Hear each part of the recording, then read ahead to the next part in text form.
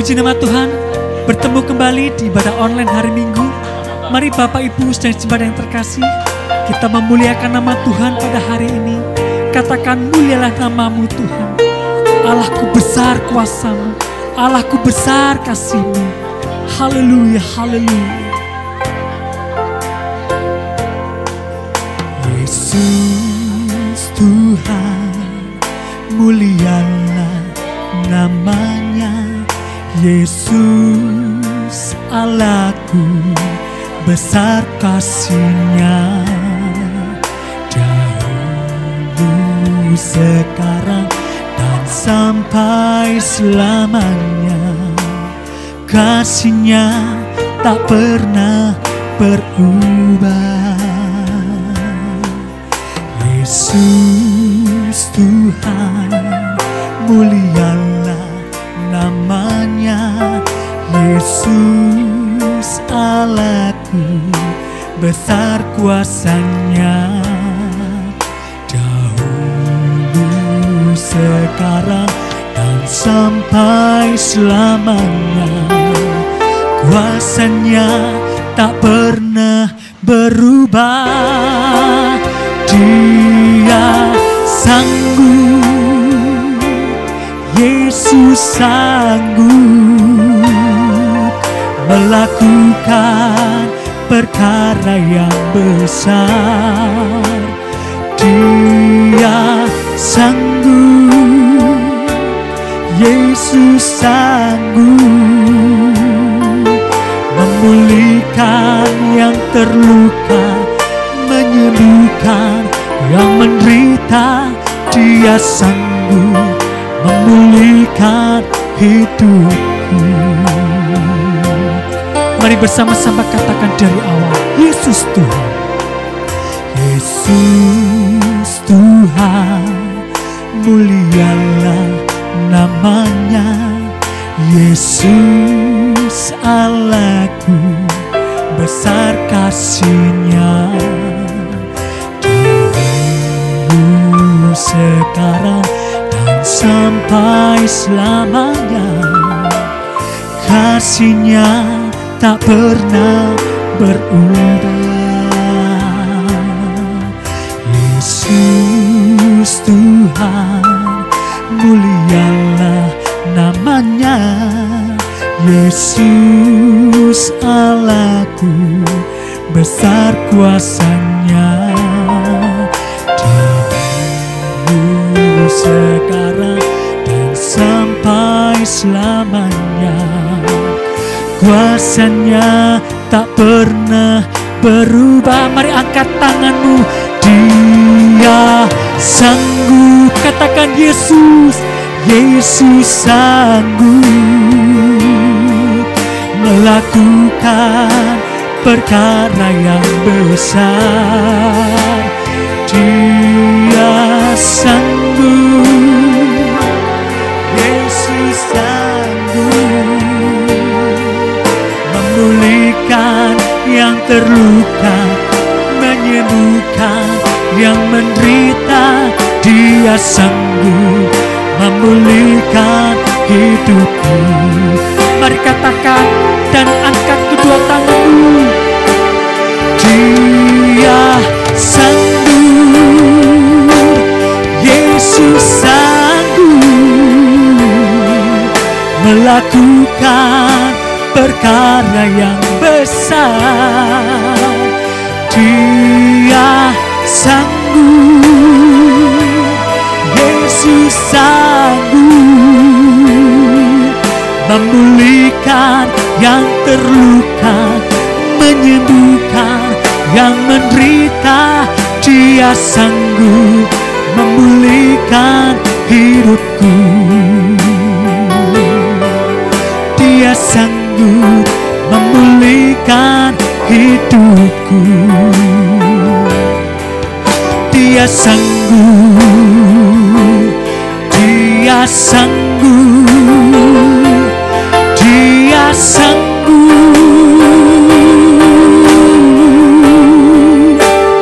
Yesus sanggup.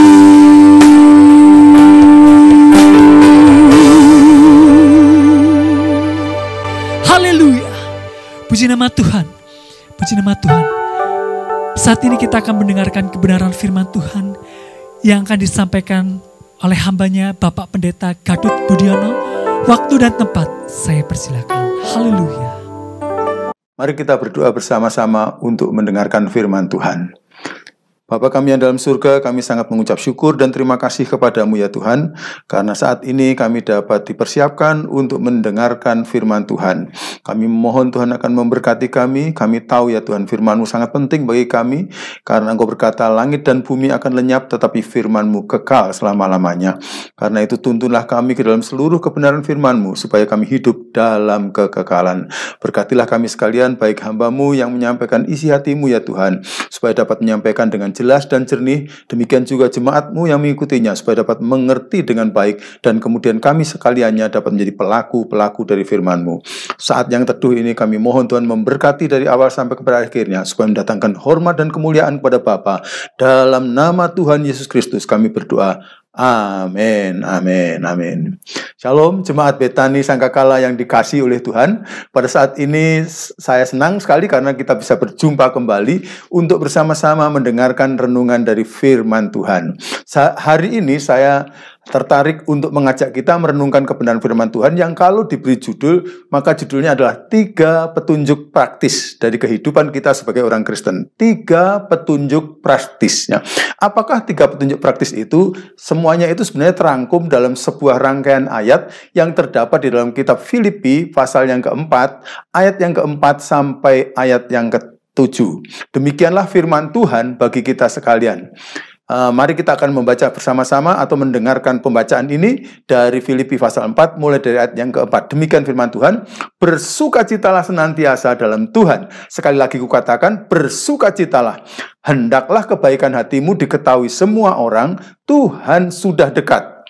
Janganlah hendaknya kamu khawatir tentang apapun juga, tetapi nyatakanlah dalam segala hal keinginanmu kepada Allah, dalam doa dan permohonan dengan ucapan syukur. Saya tambahkan kata maka damai sejahtera Allah yang melampaui segala akal akan memelihara hati dan pikiranmu dalam Kristus Yesus. Saudara-saudara, surat Filipi ini yang ditulis oleh Rasul Paulus, diurapi oleh Roh Kudus, ditujukan kepada jemaat di Filipi. Itu sebenarnya masing-masing ayatnya ini, itulah poin-poin 3 petunjuk praktis yang ingin kita pelajari pada hari ini. Misalnya, di ayat 4 ada pesan yang sangat jelas kepada kita supaya kita ini sebagai anak-anak Tuhan, jemaat di Filipi pada waktu itu juga diundang untuk bersukacita senantiasa. Karena itu firman Tuhan katakan bersukacitalah senantiasa.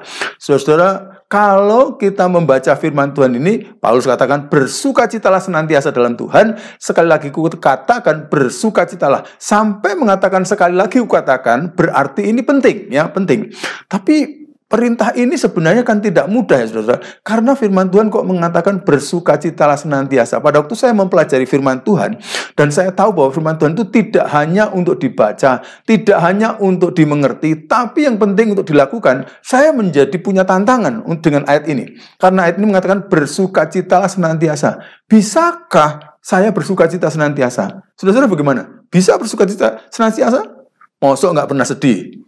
Kan pernah kan? Kadang-kadang waktu kita sakit gigi aja, masuk tetap disuruh bersukacita. Berat kan? Nah, sehingga akhirnya saya bergumul, Tuhan, ini firman-Mu diperintahkan kepada saya, tetapi kalau saya nggak bisa menjadi pelakunya, kan buat apa diperintahkan? Nah, akhirnya saya mencoba mengerti apa sih maksudnya kata ini. Nah, ternyata waktu saya mulai baca dengan sungguh-sungguh, saya mulai coba pelajari kata-katanya, akhirnya saya mendapatkan pertolongan dari penjelasan-penjelasan itu.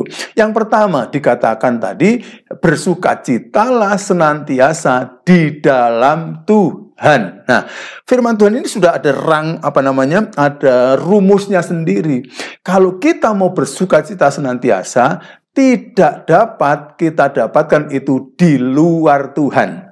Hanya di dalam Tuhanlah orang akan mendapatkan sukacita senantiasa. Ada banyak orang yang mencoba mencari sukacita dengan berbagai macam hal yang berasal dari dunia ini. Ada orang yang memuaskan nafsunya dengan seks. Ada yang mau minum-minum, mabuk-mabuk, pokoknya hura-hura dan sebagainya. Dipikirnya di situ sumber sukacita. Tapi Yohanes pasal 4 bercerita tentang seorang yang penjajah seks kemana-mana, yaitu seorang wanita tunasusila di Samaria itu. Tetapi dia kelihatan sekali miskin sukacita. Jadi dengan demikian, orang kalau mau mencari sukacita dalam dunia itu tidak akan bisa mendapatkan. Saya bahkan mengatakan, orang kalau mau mencari sukacita yang berasal dari dunia, itu seperti minum air garam. Makin diminum, makin haus. Makin diminum, makin haus. Tapi sukacita sejati hanya kita dapatkan di dalam Tuhan. Nah, yang kedua rahasianya dalam kata sukacita itu sendiri, saudara. Kata sukacita ini dalam bahasa aslinya sebenarnya kara, ya, dari kata kara itu artinya itu adalah suatu rasa senang yang ditimbulkan dari sumber di dalam hidup kita, bukan dari luar. Ya, maksud saya gini, contohnya kalau kita senang karena kita nonton pelawak yang sangat lucu, ya, Sule atau Dukul atau siapa kesukaan saudara, itu kan kita tetap hanya bersukacita sementara saja. Begitu nanti kalau kita pas sakit gigi nonton gitu ya nggak bisa senyum, nggak bisa sukacita. Tapi kalau kara itu kata Tuhan itu, kalau aku datang kepadamu maka itu menjadi sumber mata air yang keluar dari dirimu dan kamu akan menikmati sukacita dan damai sejahtera yang sejati. Jadi marilah kita mendapatkan sukacita dari Tuhan. Bahkan kalau sudah membaca buah Roh Kudus yang kedua didaftarkan setelah kasih adalah buah Roh Kudus adalah sukacita. Jadi Roh Kuduslah yang memproduksi akhirnya bersukacita. Nah, Paulus ketika meminta jemaat di Filipi mengatakan bersukacitalah senantiasa, bersukacitalah di dalam Tuhan. Dia tidak ngomong teori. Kenapa? Karena saat ini dia sedang menulis firman Tuhan ini dari dalam penjara, diperkirakan di Roma. Tapi kira-kira 9 tahun sebelumnya Paulus merintis gereja di Filipi itu dan dia difitnah. Gara-gara difitnah dia dimasukkan dalam penjara. Sudah tahu ceritanya itu ya. Dia masukkan dalam penjara yang paling dalam, kakinya dibelenggu, tangannya dirantai. Tapi di tengah-tengah malam dia dan Silas yang di penjara bisa nyanyi. Nah, itu berarti dia membuktikan bahwa sukacita dari Tuhan itu tidak dipengaruhi oleh situasi atau kondisi luar apapun. Karena itu saudara, mari kita timba, kita hirup, kita masukkan dalam hidup kita sukacita yang dikerjakan oleh Roh Kudus. Jangan berasal dari dunia atau dari kita sendiri. Maka itu akan laten, itu akan kuat dalam menghadapi apapun di dunia ini. Saya sendiri juga dulu menjadi anak Tuhan pada tahun 74. Saya itu mempunyai penyakit demam malaria. Sehingga karena tiap kali demam malaria mesti menggigil dan suka marah-marah terus karena nggak enak rasa tubuhnya. Tapi pada tahun 74 saya terima Tuhan, ternyata demam malaria nggak habis. Gak hilang. Itu demam malaria baru hilang dari hidup saya pada tahun 82 ketika saya masuk ke sekolah Alkitab. Tapi ada masa di antara 74 sampai 82 saya masih dikunjungi demam malaria. Bedanya apa dengan sebelum tahun 74? Bedanya adalah sejak tahun 74 tiap kali demam malaria datang itu biasanya setahun sekali pada bulan-bulan Desember gitu. Tak saya bisa mendapatkan malaria, tapi saya bersukacita.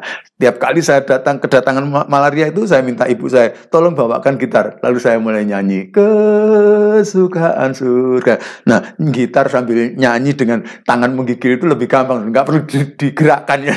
Jadi nikmat ya. Kesukaan surga dikerjakan oleh Roh Suci, dunia tidak memberi kesukaan semacam ini. Sebab itu ku puji Tuhan Yesus yang Maha Tinggi.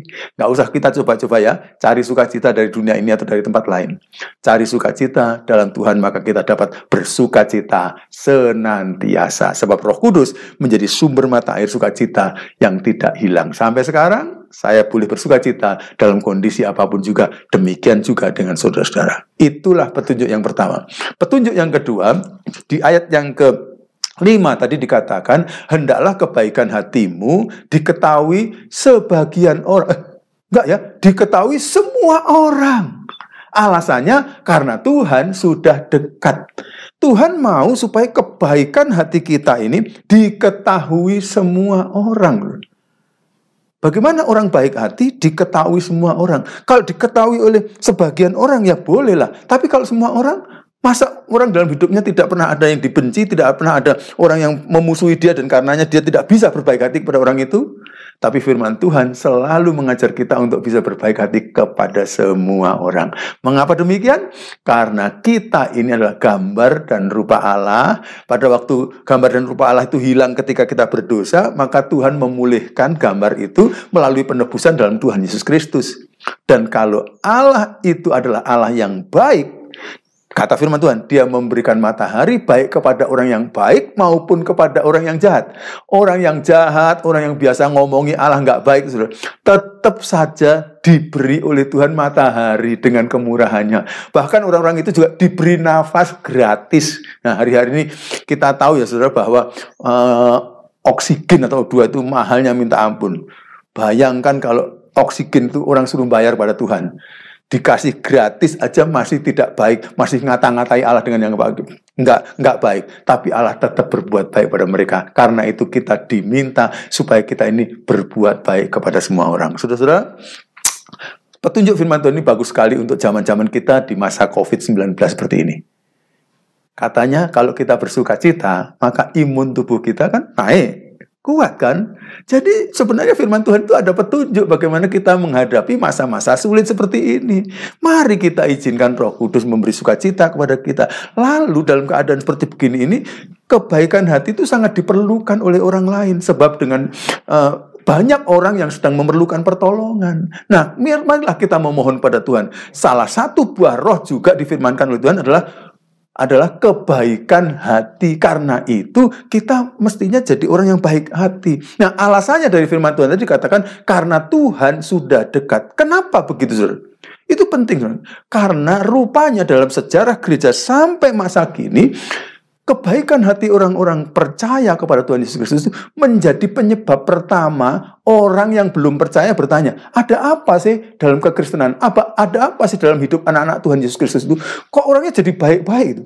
Saya pernah kenal menerjemahkan seorang yang dahulunya penjahat kelas kakap di Singapura.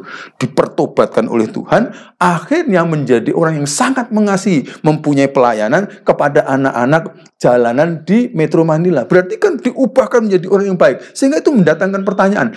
Di jemaat mula-mula dulu juga begitu. Orang-orang di luar gereja itu pada ngomong, lihat itu, betapa orang-orang yang percaya Yesus itu saling mengasihi satu orang yang lain, dan bahkan kasihnya melimpah kepada kami juga. Saudara-saudara, saya dan keluarga saya dahulunya belum percaya Tuhan. Tapi kemudian akhirnya Tuhan menyelamatkan satu sampai prosesnya 37 tahun. Nah, pada waktu kami belum kenal Tuhan, orang-orang yang percaya Yesus, orang-orang Kristen di kampung saya itu, orangnya baik-baik. Sehingga kami bertanya, ada apa ya dalam kekristenan itu? Kok mereka jadi baik-baik? Rupanya ada firman Tuhan yang mengatakan kalau mereka benar-benar mau berserah kepada Roh Kudus, maka Roh Kudus buah rohnya itu salah satunya adalah kebajikan atau neneknya kebaikan. Jadi memproduksi itu dalam hidup kita sampai akhirnya kita akan menjadi orang yang baik kepada semua orang, dan akhirnya itu menjadi pemancing bagi orang untuk bertanya, ada apa dalam Kristen? Kalau memang saya bisa diubahkan jadi orang baik, maka biarlah saya percaya kepada Tuhan Yesus Kristus. Nah, sehingga pada waktu Tuhan Yesus datang kedua kali nanti diharapkan sudah ada banyak orang yang bertobat kepada Dia. Nah, Rasul Paulus kemudian mencatat dalam firman-Nya, kira-kira bagaimana cara kita juga bisa menjadi orang yang baik. Coba kita lompat ke ayat yang ke-8-nya. Ke ayat yang ke-8, Paulus mengatakan begini, jadi akhirnya saudara-saudara, semua yang benar, semua yang mulia, semua yang adil, semua yang suci, semua yang manis, semua yang sedap didengar, semua yang disebut kebajikan dan patut dipuji, pikirkanlah semuanya itu. Dalam istilah orang-orang pintar ada istilah GIGO, ya, garbage in, garbage out. Garbage itu sampah. Kalau yang kita masukkan dalam hidup kita, dalam pikiran kita yang sampah-sampah, maka yang keluar akan sampah-sampah. Tapi kalau pikiran kita selalu kita isi dengan semua yang benar, semua yang mulia, yang adil, yang suci, yang manis, yang sedap didengar, yang disebut kebajikan dan patut dipuji, maka yang keluar dari hidup kita adalah semua yang baik-baik itu. Bagaimana cara kita mengisi itu? tekuni firman Tuhan setiap hari, renungkan siang dan malam, maka dia akan mengisi yang baik-baik, yang benar-benar, yang suci, yang mulia, yang manis dan sebagainya. Akhirnya hidup kita jadi hidup yang baik dan menjadi berkat bagi banyak orang. Saya percaya saudara mau dipakai Tuhan di masa COVID ini untuk menjadi orang yang baik hati kepada semua orang, biar semua orang tahu, dan mereka nanti akan akhirnya mengetahui rahasia. Oh, orang itu jadi baik karena percaya kepada Yesus Kristus yang membuat mereka jadi baik karena Yesus adalah yang baik. Oke? Nah, yang pertama adalah bersukacita senantiasa, yang kedua baik hati kepada semua orang, yang ketiga jangan khawatir. Ayat 6 berbicara kepada kita, tadi pesan firman Tuhan juga sangat jelas. Janganlah hendaknya kamu khawatir tentang apapun juga, tetapi nyatakanlah dalam segala hal keinginanmu kepada Allah dalam doa dan permohonan dengan ucapan syukur. Seperti halnya ayat 4 tadi, saya resah pada waktu pertama kali membaca, ini gimana sih kok ayat kok ada begini, ternyata akhirnya terresolusi. Nah, sekarang saya juga menjadi bingung, ini ayat ini kok mengatakan, hendaknya kamu khawatir tentang apapun juga. Loh, masa manusia nggak bisa khawatir? Manusia tuh nggak pengen khawatir juga tetap khawatir kan gitu loh. Gimana firman Tuhan itu saya penuhi gitu. Lalu akhirnya saya bergumul, Tuhan gimana? Apa kata khawatir itu artinya yang lain? Bukan yang seperti saya miliki. Ternyata sama saudara. Waktu saya pelajari lagi kata-kata Rasul Paulus yang ditulis dulu kira-kira 2000 tahun yang lalu dalam bahasa tersebut, memang khawatir juga gitu. Tapi apa rahasianya? Oh, ternyata tata bahasa pada zaman Paulus dulu kalau membuat larangan, kata jangan makan, jangan pergi, jangan tidur dan sebagainya, itu punya dua cara. Satu cara itu kalau diterjemahkan secara literal artinya jangan mulai. Jangan mulai. Tapi yang kedua, cara yang kedua adalah kalau diterjemahkan secara literal dalam bahasa Indonesia, jangan terus-menerus. Oh gitu ya. Lalu saya selidiki. Kalau gitu jangan khawatir yang di sini ini tergolong yang pertama atau yang kedua? Moga-moga nggak yang pertama ya. Karena yang pertama mengatakan jangan mulai khawatir. Mati aku, nggak ada orang yang bisa memenuhi. Karena tanpa kita pengen juga kita sudah khawatir. Berarti kita selalu berdosa pada Tuhan. Untungnya firman Tuhan di dalam tulisannya Rasul Paulus itu jenis larangannya adalah jenis yang kedua. Artinya apa? Jangan terus-menerus khawatir. Artinya apa? Pada waktu kita mulai khawatir, kita tidak bersalah. Kita tidak berdosa pada Tuhan. Tapi kalau kita membiarkan kekhawatiran itu tinggal dalam diri kita lama-lama, di situ kita bersalah kepada Tuhan. Dengan kata lain, tiap kali kekhawatiran datang kepada kita, stop kekhawatiran itu. Jangan dibiarkan untuk terus-menerus hidup dalam kita. Usir dalam nama Yesus, pergi gitu. Ya, jadi pokoknya setiap kekhawatiran datang diusir. Ayo kamu pergi, ayo kamu pergi, ayo kamu pergi. Kita menjadi orang yang tidak terus-menerus dijajah oleh kekhawatiran. Nah, bagaimana caranya kita untuk bisa mengusir kekhawatiran itu? Firman Tuhan tadi lengkap loh, katanya janganlah hendaknya kamu khawatir tentang apapun juga, tetapi apa? Nyatakanlah dalam segala hal keinginanmu kepada Allah dalam doa dan permohonan dengan ucapan syukur. Jadi kalau kita khawatir, bagaimana mengusir kekhawatiran? Berdoa, datang kepada Tuhan. Tuhan, saya serahkan kekhawatiran kepadamu, saya tahu Engkau dapat menolong saya, sehingga saya mau stop khawatir sampai sekarang. Saya percaya Tuhan pasti menolong saya. Amin. Ya, jadi kita bisa mengusir kekhawatiran. Mengapa? Karena Tuhan itu sangat peduli kepada kita.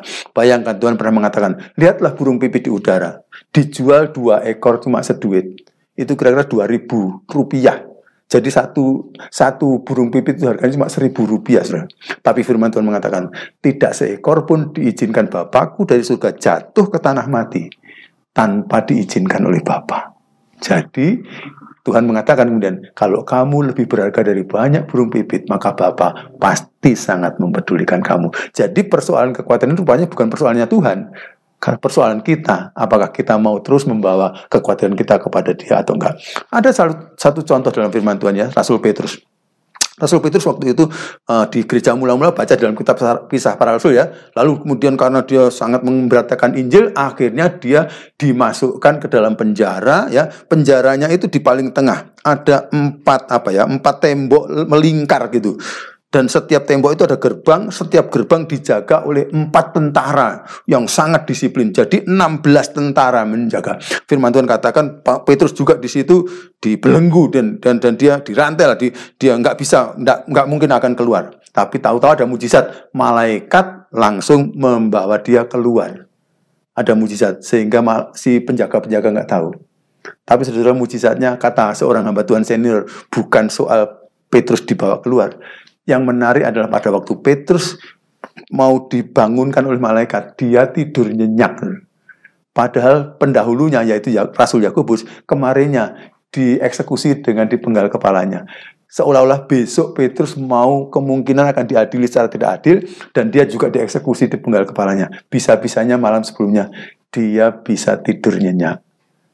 Kenapa? Rasul Petrus kemudian menulis surat 1 Petrus pasal 5 mengatakan, serahkanlah segala kekhawatiranmu kepadanya karena dia mempedulikan kamu. Berarti saya bisa melihat malam itu Petrus katakan kira-kira begini, Tuhan, saya ini dipenjara gara-gara memberitakan Injilmu. Jadi bukan karena saya nyolong PT atau apa ya, saya nggak salah. Jadi ini berarti bukan urusanku, tapi urusanmu. Karena itu aku serahkan kepadamu, aku mau tidur. Selamat malam ya Tuhan, saya tidur. Kalau kita biasa menyerahkan kekhawatiran kepada Tuhan, maka Tuhan akan menolong kita. Tapi ada satu kisah yang saya pernah pelajari, dan itu menunjukkan betapa kadang-kadang kita itu seperti orang ini. Diceritakan ada seorang seperti di Bromo gitu, saudara.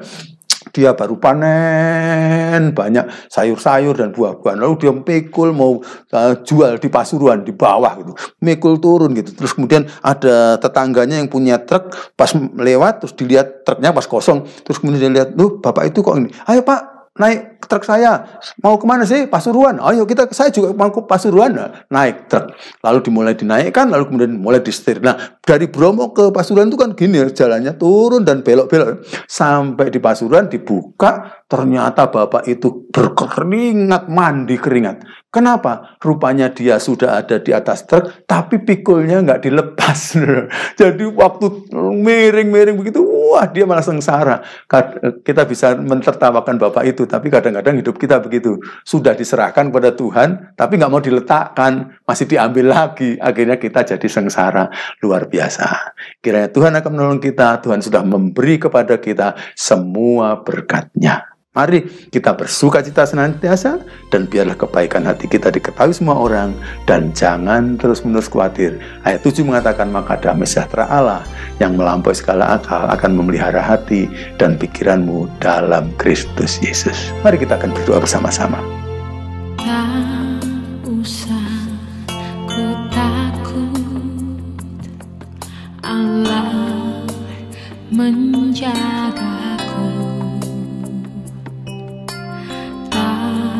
Usah ku bimbang, Yesus peliharaku. Tak usah ku susah,